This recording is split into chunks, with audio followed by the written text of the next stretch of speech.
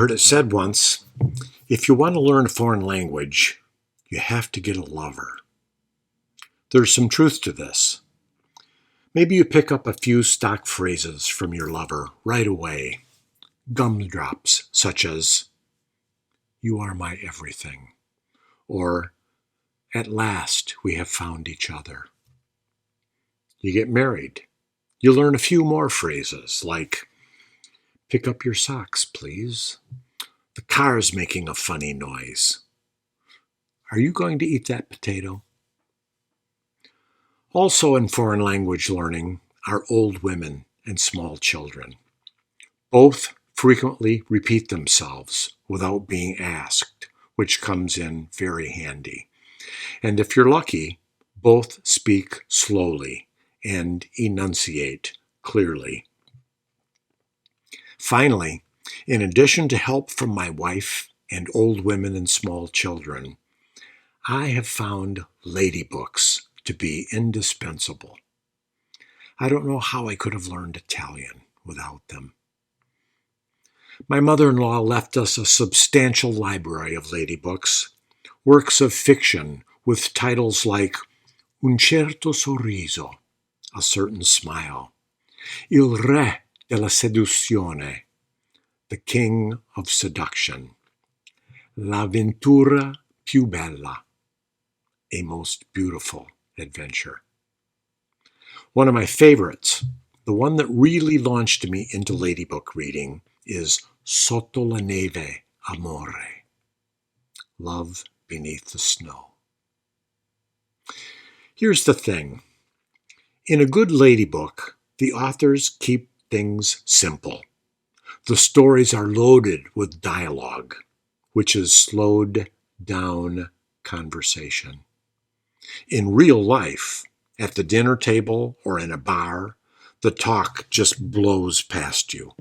You can't listen fast enough. If you want to learn to gab, it helps to read a ladybook.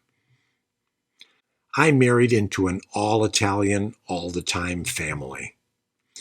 After a few months of elbowing my wife at the dinner table and whispering, "What did he say?" and "What's so funny?" I decided I needed to learn. We were setting the table for dinner one night at her parents' house.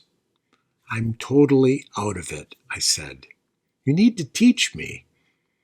It seemed like everyone was having so much fun.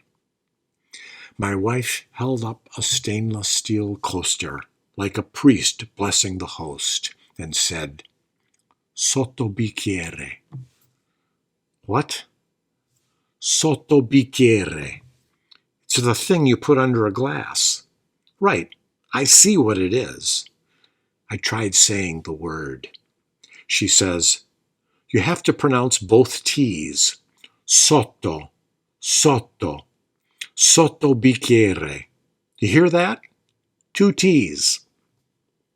I said the word imperfectly, wondering when in the days and months ahead I was going to need to say sotto bicchiere, which is a big problem with foreign language learning.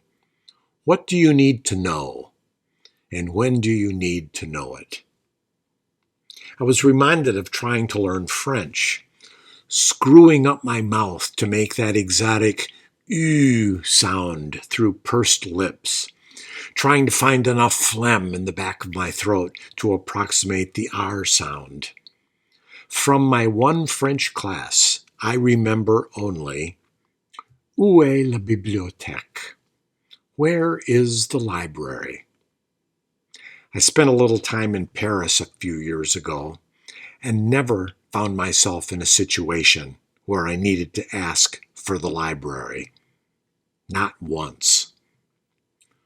Sotto bicchiere. Word by word, ladybook by ladybook, I learned. Thanks to ladybooks, I can now participate in some conversations.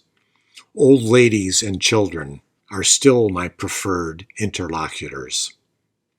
Then there's men. In Italy, you see them in coffee bars, 4, 5, 6 of them around a table, reading their pink sports gazettes. Why pink, I don't know. Or watching the television mounted on the wall. I see them at the local bar up the street. Americano, they yell at me, pointing at the sports gazette. They ask me a question.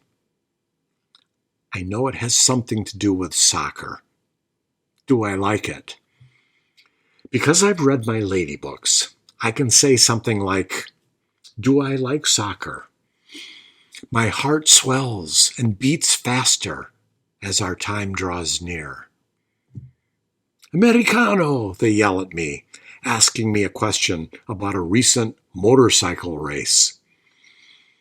Because I've read my lady books, I can say something like this. Do I like motorcycle racing? In the depths of my soul, I know my answer is yes, yes, yes. Americano, they yell. This time it's race cars. It sounds like they want to know who my favorite driver is. My favorite driver is a dark-haired fellow with a sensual mouth and smoky eyes. That's what a lady book will do for you. Actually, I just smile and shrug, which is useful in any language. Sotto bicchiere. Sotto. Sotto.